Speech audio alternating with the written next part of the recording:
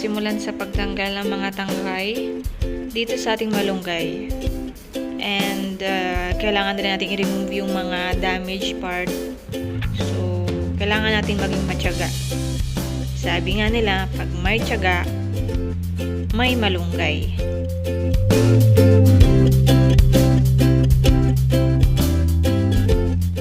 Importante matanggal natin yung mga damage so we can see also if there's insects inside.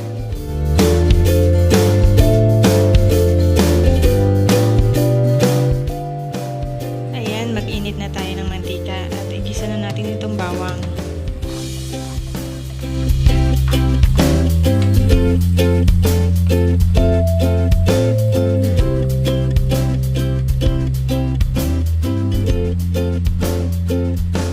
Ilagay na rin natin itong ginger.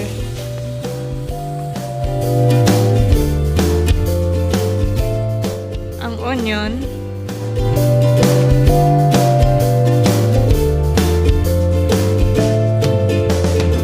At halu-haluin lang natin hanggang sa maluto.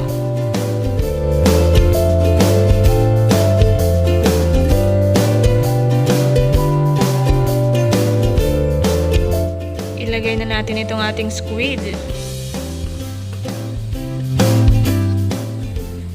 Scattered lang natin yan.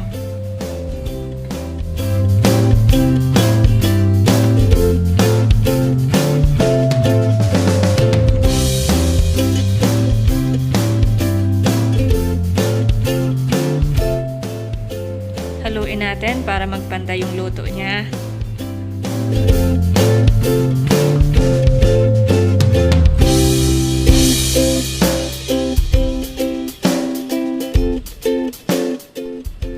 Lagyan natin ng asin.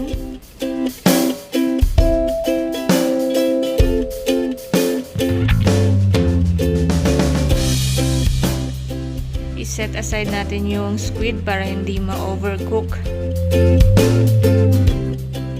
Aba, pasaway kang squid ka, hindi ka makuha.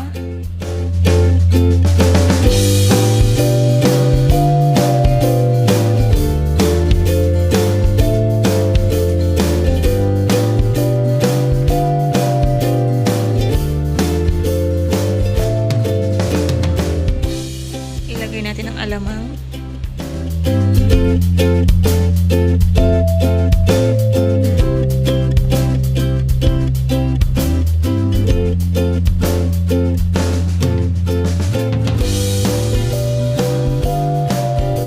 Green chili.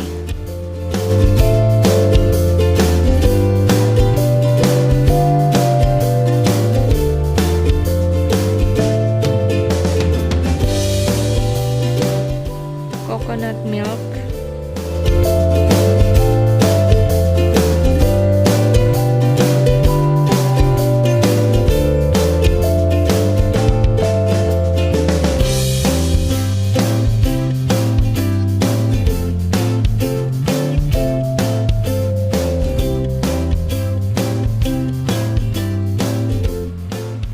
Hintayin lang natin kumulo and then ilagay na natin yung ating malunggay.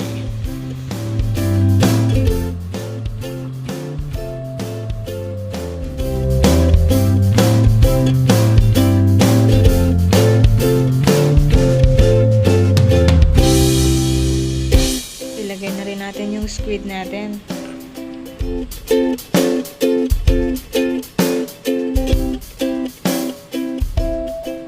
Ayan, luto na ang ating ginataang malunggay with pusit.